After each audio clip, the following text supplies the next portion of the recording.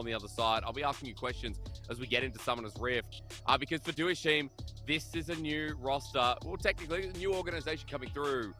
As previously known as Hurricane Gaming, Clement, you've already established that there's been a lot of changes here for both organizations, for both teams coming through. This is a new split, and some of the teams that people are most excited for rolling in. As Dewish team enter the Rift, we're going to see how they play together. We're going to see how this all comes together, considering that, I don't know, it's a new split, a new feeling, and going up against Impunity, which could be a top team, which they already feel like on paper. It's important to establish yourself at the start of the split. Clement, what do you want to kick off with this one? Because I think the most important thing that fans remember is that Xiao 2, he was mid laner before last split, but the whole of 2022 spring, this guy was the jungler. Yeah, he had a very interesting style, which I felt like fit how he played as a mid laner. He was mainly a tempo mid. He played a lot of assassins. He played Echo in both the mid lane and in the jungle. And he's just known for getting in your face, getting good mechanical plays off. He plays with his, he's played with a Chinese jungler throughout all these splits. So his gameplay is very much based on 2v2, and I expect that to continue to be the play. If you have two players on the same ping level in the same location, you are naturally going to gravitate towards more of a two-man game. And against the Impunity setup, where you see this is essentially a 4-1 composition, I feel like what Dewish team is going to do is basically two-man against ICU. They're going to send Xiao 2 and WSL and just set up traps for him again and again, and try to win the game that way. Okay, well, it seems pretty fitting here. WSL, it's his debut game in the PCS and in competitive play as far as I know. So a lot of direction feels like it could be coming from Xiao 2. As the lane we haven't talked about, Clement, that WSL is going to be picking apart first, seems to be this bottom lane. I'm going to pause because camera's still up here, but I'm noticing that LZ and Nature might be caught out. Pillar started off here, and the flash away from LZ. But it's also their debut in the PCS, and this rookie bottom lane has been caught with their pants down. Oh, I love that play coming in from WSL. You have to remember the best time for the all-in for Bang 2 and Enhao is level 1 and level 3. Kalista is absolutely the best AD carry here. The Rend actually slows and also resets. So you essentially have two abilities against most AD carries, especially a level 1 Aphelios that just doesn't have anything. So it's a really nice understanding of where the power spikes are, and you can expect that play to happen level 3. Like, basically, this combo is pretty easy to read. They always just kind of go in at those time frames. But on the flip side, it does mean that Alex is going to get a lead here in terms of the EXP. And he was slow to the invade, so this is given a lot of time for WSL as Lacune, Clement. Was I saying that right? What did you reminded me what it was? I had to check the dictionary, but it's the plural of Lakina, so it should be Lakine. Lakine. Oh my god, it's going to be so hard. It's a word that came into English from the French language, and it means unfilled gap, which is, I think, incredibly poetic for a new player. Yeah, it is. Very deep for a PCS game, isn't it? So. Yeah, it is. Surprisingly so. Like, I'll be honest, I'm not even sure if the player knows, like, where the word came from, or was it a deliberate thing? So we'll find out in interviews, I guess. We're going to see a bit more of him, though. And the top lane, Lacune is going to get the flash out of the top lane. In fact, that was WSL. And for someone who hasn't played competitively, Clement, I'll bring the attention back to this jungler. He's making work early on this Trundle. Yeah, I really like this because I feel like a lot of players just fall into the mindset that you're not going to get ganked on 12.11. You have so much more HP. Like, if you think about the number of auto attacks extra it takes to kill someone, almost all laners essentially have a free flash when it comes to getting ganked. And I feel like a lot of junglers are actually preying off that mentality and doing 2-minute 30 ganks and doing level 2 ganks and getting great success just because people don't expect it. Yeah, very true. He sacrificed the CS for it as well, right? So we'll have his camps to go through, but as Alex tried to invade and failed, had to move away, you can see he's up to his last camp, hence a bit of the lead. Now, Clement, I've also Googled this to make sure as well. Lacune. We're on, you know, I've listened to it. Oh, it's cool? Lacune, yeah. Yeah, it's French. I don't know. Yeah. I'm not sure. That's okay, dude. That's why I had to listen to it again, because I've already asked you twice, and it's one of those words where you hear it, and then it falls out of your mind immediately. Like, my my attention apparently just can't hold it. So, by the way, Likunai is down in CS up on the top side. He's 10 down against ICU, despite the flash burn, despite the pressure given by WSL. So it does feel like for now the laning phase is going relatively well, even for Apex here in the mid lane with his debut back in the PCS. Xiaotu running into this Zir naturally. Doesn't have the range, Clement, and is also down 10. Yeah, I think the top lane is kind of expected in this matchup to go the way of Jax earlier on. As a Jax, you do have a big cooldown difference between your Counter-Strike and the Hollowed Mist coming in from Gwen, so you can abuse those cooldowns quite effectively. But later on, I think it does equalize out just a little bit. And with the flash gone, I actually expect Lacune to be completely fine right here. It's Nai. It's Nai. I'm sorry. This is going to be the whole broadcast, just trying to get the name right. And then I do want to transition us into talking a little bit about the strengths of this Impunity composition. The biggest thing here is that they have massive amounts of wave clear superiority in both their mid lane and their AD carry. So if they can keep these lanes equal, they can drag it out for sure. And when it goes to the very late game, when sustain starts to get built onto the Jax, then yes, the Jax does win the matchup versus Gwen later on. So I think if we're looking at the game plan, that should be what Impunity is up to doing. On the flip side, for a Dewish game, what they're so good at is their chase down potential. This is amazing because you have the rend reset for the slow. You have Silas that is just naturally very good with gap closers. So their game plan is we get a catch somewhere, maybe we 5v4 and force a kill, and then we can chase down the rest of the team across the map. And the chase down continues when Silas has so many ults that help him do that. Like Apex's ultimate stolen, Alex's if need be. I'll also say that Nature's ulti is one of Silas's best to steal. The AP scaling on Nautilus's depth charge feels so relevant. So at the very least, Clement, a great point. The chase down is what we want to see. And now that we're hitting level 6 as well, the skirmishing, the chase down potential, that can start coming through, especially as Jewish team are down on the bottom side, controlling vision for the time being, and seem to have their catch on blue and maybe even the dragon to kick things off. Definitely. I feel like for Impunity, they know that this is going to happen just given the draft, and they're just going to try and wait it out. I feel like for Impunity, their whole goal, their best play, is probably to sit back on a couple of Drakes, try to get a kill top, and then transition it into Herald, which they are on time to do. They've got the push out mid too. So with the vision control added in, that just seems to be the easy play for now. But Alex is backing away. Alex not sticking around for the spawn, seems to be looking for the chance to get Sheen, to get Caulfields. Sheen is in a very good spot, so I won't deny him that. But at the very least, Clement, maybe Dewish team have a bit of time here, as they also seem to be moving and how up to the top side too.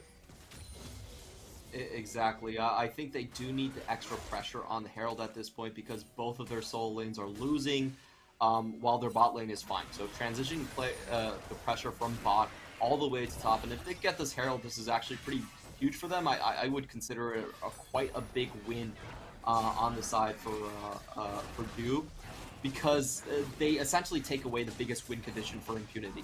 For Impunity, if they don't get Jax ahead, I don't think they win the game. Their comp just has a lot of difficulty doing anything or being proactive on the map. So they absolutely need Jax to win. And even though the gold traded back and forth might be equal for Impunity, I think they lose out because of their win con reliance. Okay, well, it seems a heavy reliance on the Jax indeed. Herald gets picked up, the Dragon response, and even with the plating, Clement, strong statement to make, but you know, I back it with how we need to see ICU succeed. Doing so his own against Lacune. Nine. Got there. And as we see to his team, you know, grouping up around mid now as well, we can kind of see how they can advance this game, because as you said, skirmishing a real big deal. Xiaotu's stolen away the Emperor's Divide, and even though he's glitching out for the time being, still won't stop him alongside WSL from creating that strong mid 2v2 that you talked about in draft.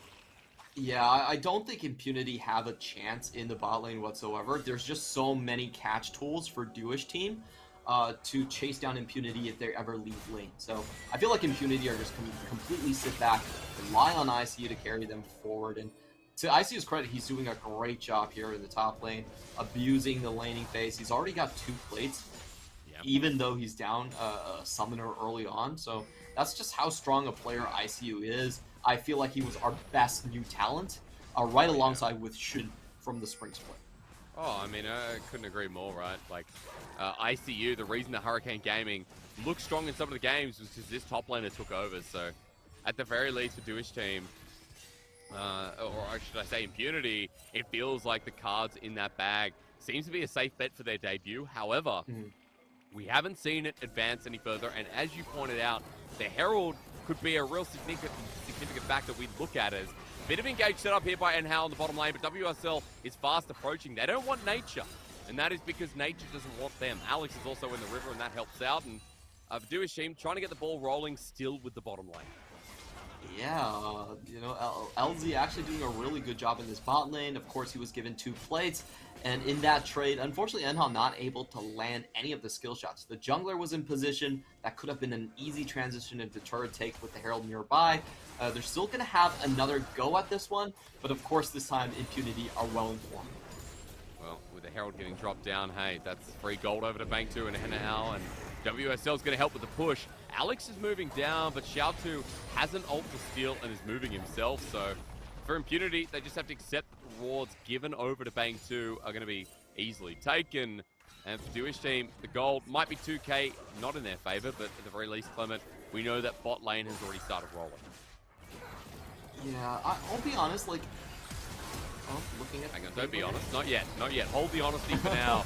Enhal's caught out, the bailout used. Fate's call to save him. The safety in this bottom lane as Bang 2 puts him right back on the spot, or rather Enhal does himself. And WSL here in case Alex sticks around. I feel like Dewish team are actually playing this game a little bit inefficiently. I feel like what you should do is you just ward up the bottom lane. Like, Impunity are not really going to try anything bottom side. They're far weaker in terms of the champion matchup. You just ward up, make sure Alex can't get a gank off, and you hard camp top. You just deny the win condition, and Impunity, they actually have a really hard time doing anything to you. So I'm a little bit surprised by the focus given into the bot side and how ICU is allowed to just run away with these matchups by just constantly forcing this Gwen onto low HP. I mean, it's a bit early, but we can also talk a little bit about the fact that they do have a rookie jungler. This is his debut in competitive play. For WSL, joining the PCS, joining competitive League of Legends to a high degree. Very different playing field, but more importantly, you know, direction for Dewish team is going to be a big question because for me, you know, I didn't have the insight into the team. I don't know if you did. But Alia was a pivotal figure. He played towards ICU in the last split. It was very simple, very straightforward. Now for WSL looking for Apex, but he simply gets out of there. It's in the Zir. And Dewish team with direction, you know, it could be a big question depending on where their strongest voice comes for in this new split. Yeah, I feel like in the past, whenever Xiao2 was on the team, he was the central member. He was the one making a lot of the playmaking when he was jungler or mid. Either role was the case that way, and he was usually the first one in as well. So a lot of initiation duties coming from him. Of course, he does have a bit more competitive experience compared to some of the newer members, and he's also just been in the PCS the longest out of the team. So I still expect Xiao2 to carry a lot of the weight right here. But, you know, coming back to what's happening here, I feel like a lot of the tempo coming from the Dewish team is not exactly what I hoped it would be. I felt like the way they wanted to play this one is actually keep a very tight control on Drake stacking and force Impunity to fight on their weak side of the map. So far, that just hasn't really been the case. I feel like for WSL, the way you should play this is, you know, when there's no objectives, you just hard camp the Jax, and when there is a Drake, you just go down and collect it. Like, I don't think Impunity realistically is going to fight you that much over the objective on bot side. Because they're getting to this point where they're just slowly ramping ahead, right? 2,500 gold, 2 dragons now, so Impunity are controlling the flow. Now that Enhal's on top of a ward as TP comes through, this Kalista needs to save his support, and once again does so. But Bang 2 without an ulti, that gives Herald over Impunity. And ICU, Clement, he doesn't even need support. If the win condition can do it by himself, why not? Counter-Strike comes through, bops him on the head, he'll die himself. But first blood with the extra 100 gold in his back pocket. Herald's still going to be started up, and now Dewish team want to fight, but is it too late? And Herald already got face called out of there, and they gave Alex a reset as he returns back to the PCS. This ex-FPX jungler, ex-J team Clement is out for a vengeance. He has something to prove here against Dewish team. Oh, Impunity, just with the extra vision and the earlier rotation coming in from the support, is able to get so much off of that. They're walking his vision again. Alex still had flash. Apex gets given free auto attacks. And Dewish team, you lost so many members. Why, Clement, are they continuing to fight?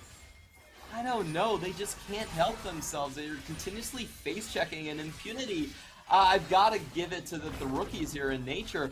He just landed 3 back-to-back critical hooks. They're not easy to land, and that just set them up for a massive lead here. 3-1 plus the Herald. That's going to snowball Jax and ICU to incredible heights here, and I just feel like we're starting to see a runaway in a rare fast game in 12.11. Well, I think it's also important to note, Clement, that even though Impunity, we noted their conditions, if Dewish team give it to them on a silver platter, then the whole of the map is viable as we watch the play again. Yeah, beautiful stuff here. Both the top and the bottom do get vision advantages. ICU uses the drop very well, and he backs off, then thinks better of it. I'm just going to go in for the trade. I'm going to get your Ignite, your First Blood, get that tower down as well. And at this rate, Silas cannot match him in that bottom lane. This is a very uncomfortable position for Xiao Tu to be in. He's 40 CS behind his own mid laner. 40 CS behind is WSL in his debut game against Alex. A 2-0 on this Viego. Once he got the reset in the fight, you can see how badly it went for Dewish team. It's only going to get worse from here, folks, as we see those items coming in strong. We see on the other side, Dewish team only have 2 mythics available, and I think for Impunity, those 4 members are already working on item number 2, and Clement, to review what you said in draft, with the 4K gold lead, Impunity looking comfortable because of the scaling, right? Because of the team fighting, even though the Jax hasn't been set up per se, it still feels like the lead is going to be significant enough for now to talk about. Yeah, and you can see the problem here with you is that they just don't have the wave clear to outshove and force towers against Impunity. They have to catch them out in rivers and skirmishes, and that's hard to do when the enemy has a split pusher that can leave lane faster than any of your side lanes. So I think they are getting caught into a very precarious position, and what they have to do is they need to use that Fate's Call aggressively. So far, Fate's Call has always been used defensively, and we have not seen the initiation power be unleashed. They need that to get a catch. I mean, hostile takeover as well from Enhao while you're at it.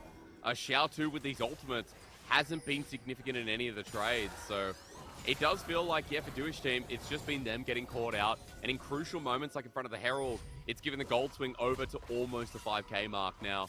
Clement, Impunity have a 3rd dragon that they can threaten here from Dewish team. They are stronger at this point, or at least still feeling the strength, as the pick in the bottom side might show so. Apex and Alex, AA batteries rolling on to Likunai, and down he goes. Kill number 3 over to Alex, and 30 seconds till Dragon. That is an easy setup. Yeah, Likunai, definitely showing some rookie tendencies right here, getting his gap closer burned, just wave clearing, and it's caught with his pants down. I do want to say that a team that is almost pure melee, like Dewish team, doesn't have the best comeback mechanics.